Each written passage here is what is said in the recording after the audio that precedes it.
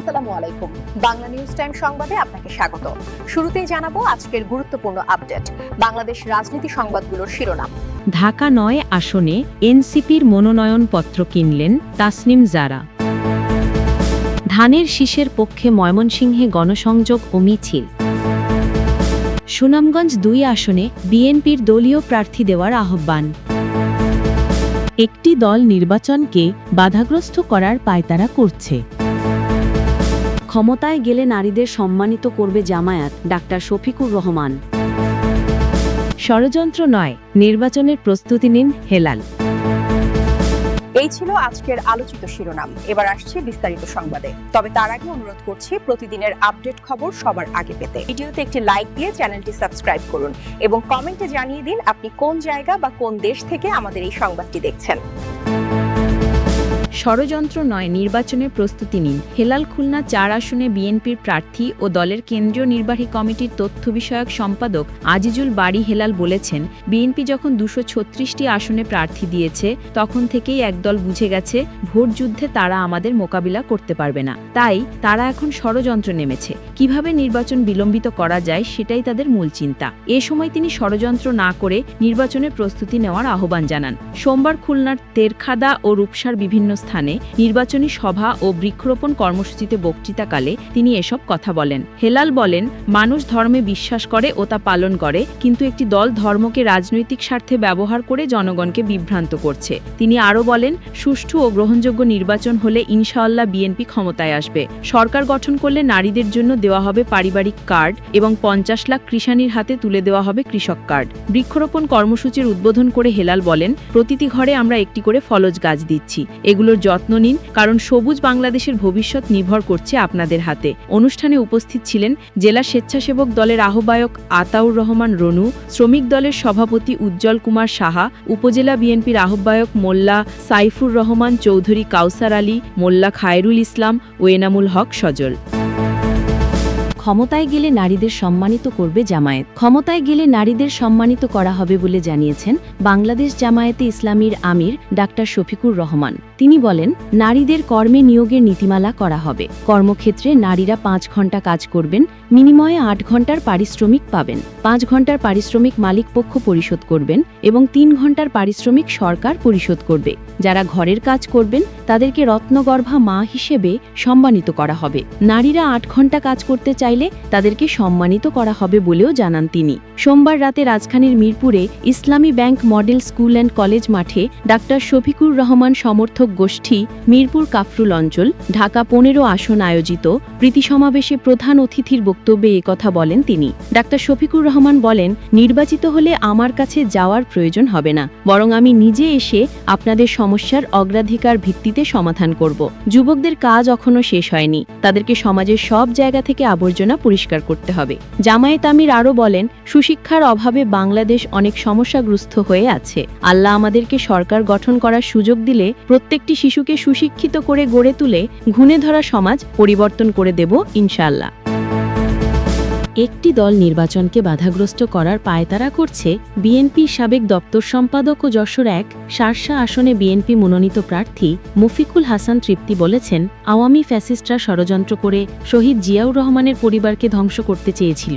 সেদিন তারা শহীদ জিয়াউর রহমানের ছোট ছেলে আরাফাত রহমান কোকুকে পরিকল্পিতভাবে হত্যা করেছে, দেশনায়ক তারেক রহমানকে দেশছাড়া করেছে, বেগম জিয়াকে হত্যা করতে চেয়েছিল।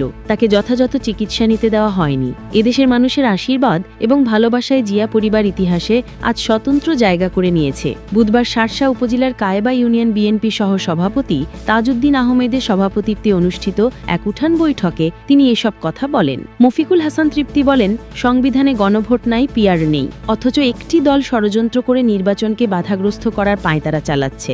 পরাজিত শক্তির সেই দলটির আশা কখনো পূরণ হবে না। তিনি বলেন, বিএনপি ক্ষমতায় এলে বেকার ভাতার ব্যবস্থা করা হবে, মা বোনদের সহজ শর্তে ঋণ দেওয়া হবে, মাদক বিক্রেতা সন্ত্রাসী চাঁদাবাজদের ঠাঁই সারসার মাটিতে হবে না। তিনি সংখ্যালঘু সম্প্রদায়ের মানুষের উদ্দেশ্যে বলেন, দেশে সংখ্যালঘু বলে কোনো শব্দ থাকবে না, সকলে আমরা বাংলাদেশী, সকলকে একসাথে নিয়ে এলাকার উন্নয়ন করা হবে। এ সময় আরও বক্তব্য রাখেন বিনাপুল পৌর বিএনপি সহ সভাপতি শাহাবুদ্দিন আহমেদ, সাবেক চেয়ারম্যান হবিবর রহমান হবি, উপজেলা বিএনপি যুগ্ম সাধারণ সম্পাদক তাজউদ্দিন, যুগ্ম সাধারণ সম্পাদক আব্দুল কুদ্দুস বিশ্বাস, বিএনপি মৎস্য বিষয়ক সম্পাদক নেতা মশিয়ার রহমান, তথ্য ও গবেষণা বিষয়ক সম্পাদক আতাউর রহমান, পুটখালী ইউনিয়নের সভাপতি মফিজুর রহমান, বাগাছড়া ইউনিয়ন বিএনপি সভাপতি আসাদুজ্জামান মিট্টু প্রমুখ।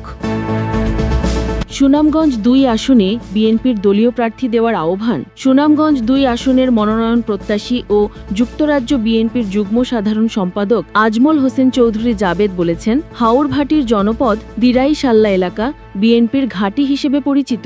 এই আসনে এখনও দলীয় প্রার্থীর নাম ঘোষণা করা হয়নি। তৃণমূলের নেতাকর্মীদের প্রত্যাশা, জোটকে ছাড় না দিয়ে আসনটি যেন দলের পরীক্ষিত কোনো নেতাকে দেওয়া হয়। এছাড়া যাকে দেওয়া হবে তার পক্ষে সবাই ঐক্যবদ্ধ হয়ে ধানের শীষকে বিজয়ী করাবেন বলে প্রত্যাশা ব্যক্ত করেন তিনি। বুধবার ১২ নভেম্বর দুপুরে দিরাই উপজেলা সদরে বিপ্লব ও সংহতি দিবস উপলক্ষে আয়োজিত র্যালি পরবর্তী সমাবেশে তিনি এসব কথা বলেন। এ সময়ে দিরাই ও সাল্লা উপজেলা বিএনপি ও অঙ্গ সংগঠনের নেতারা বক্তব্য রাখেন। উল্লেখ্য, সুনামগঞ্জ জেলার ৫টি আসনের মধ্যে ২টি ফাঁকা রেখে ৩টিতে দলীয় মনোনয়ন দিয়েছে বিএনপি। ফাঁকা আসনগুলো হচ্ছে সুনামগঞ্জ ২ ও সুনামগঞ্জ ৪। ধানের শীষের পক্ষে ময়মনসিংহে গণসংযোগ ও মিছিল। আসন্ন ত্রয়োদশ জাতীয় সংসদ নির্বাচন সামনে রেখে ধানের শীষের পক্ষে ময়মনসিংহের তারাকান্দা উপজেলায় গণসংযোগ ও মিছিল অনুষ্ঠিত হয়েছে। বুধবার বিকেলে উপজেলা বাজারে ধানের শীষের পক্ষে গণসংযোগ ও মিছিলে নেতৃত্ব দেন ময়মনসিংহ ২ ফুলপুর তারাকান্দা আসনে বিএনপির প্রার্থী মোতাহের হোসেন তালুকদার। এ সময় উপজেলা বিএনপি ও অঙ্গ সহযোগী সংগঠনের নেতৃবৃন্দ উপস্থিত ছিলেন। এর আগে ফজলুল হক চৌধুরী মহিলা কলেজের শিক্ষক শিক্ষিকা, শিক্ষার্থী ও কর্মকর্তা কর্মচারীদের মাঝে ধানের শীষে ভোট চেয়ে গণসংযোগ ও প্রচারপত্র বিতরণ করেন মোতাহের হোসেন। এ সময় মোতাহের হোসেন তালুকদার বলেন, তারাকান্দা অবহেলিত জনপদের একটি। উপজেলা চেয়ারম্যান থাকা অবস্থায় প্রতিকূল পরিস্থিতির মধ্যেও সর্বাত্মক চেষ্টা করেছে এই জনপদের উন্নয়ন করতে। আশা করি আগামী নির্বাচনে ধানের শীষ প্রতীকে ভোট দিয়ে জয়যুক্ত করলে এই জনপদের বিশেষ করে শিক্ষা প্রতিষ্ঠান ও শিক্ষার্থীদের সমস্যা সমাধানে চেষ্টা করব ইনশাল্লাহ। এ সময় আরও উপস্থিত ছিলেন তারাকান্দা উপজেলা বিএনপির যুগ্ম আহ্বায়ক ও কলেজের সভাপতি রাকিব তালুকদার, উপজেলা ছাত্রদলের আহ্বায়ক আলমগীর হোসেন রকি সহ বিএনপি এবং অঙ্গ সংগঠনের নেতৃবৃন্দ। ঢাকা ৯ আসনে এনসিপির মনোনয়নপত্র কিনলেন তাসনিম জারা। আগামী ত্রয়োদশ জাতীয় সংসদ নির্বাচনে প্রতিদ্বন্দ্বিতা করতে ঢাকা ৯ আসনে জাতীয় নাগরিক পার্টি এনসিপি থেকে মনোনয়নপত্র কিনেছেন দলটির সিনিয়র যুগ্ম সদস্য সচিব ড তাসনিম জারা। সোমবার দিবাগত রাত ১০টার দিকে রাজধানীর বাংলা মোটরে দলটির অস্থায়ী প্রধান কার্যালয় থেকে মনোনয়নপত্র সংগ্রহ করেন তিনি। ঢাকা ৯ আসনটি ঢাকা দক্ষিণ সিটি কর্পোরেশনের ১, ২, ৩, ৪, ৫, ৬, ৭১, ৭২, ৭৩, ৭৪ ও ৭৫ নম্বর ওয়ার্ড তথা সবুজবাগ, খিলগাঁও, মুগদা ও মান্ডা থানা নিয়ে গঠিত। আসনটিতে রিপোর্ট লেখা পর্যন্ত বিএনপি কাউকে মনোনয়ন দেননি। এই আসনে বাংলাদেশ জামায়াতে ইসলামীর মনোনীত প্রার্থী কবির আহমদ। উল্লেখ্য, জাতীয় সংসদ নির্বাচনকে সামনে রেখে জাতীয় নাগরিক পার্টি এনসিপি দলীয় মনোনয়নপত্র বিক্রি করছে। রাজধানীর বাংলা মোটরে অবস্থিত দলটির অস্থায়ী কেন্দ্রীয় কার্যালয় থেকে এই মনোনয়নপত্র বিক্রি চলছে। আগ্রহী প্রার্থীরা আগামী বৃহস্পতিবার ১৩ নভেম্বর পর্যন্ত দলটির মনোনয়নপত্র সংগ্রহ করতে পারবেন। জাতীয় নাগরিক পার্টির বেশিরভাগ শীর্ষস্থানীয় নেতা এখনও দলীয় মনোনয়নপত্র সংগ্রহ করেননি।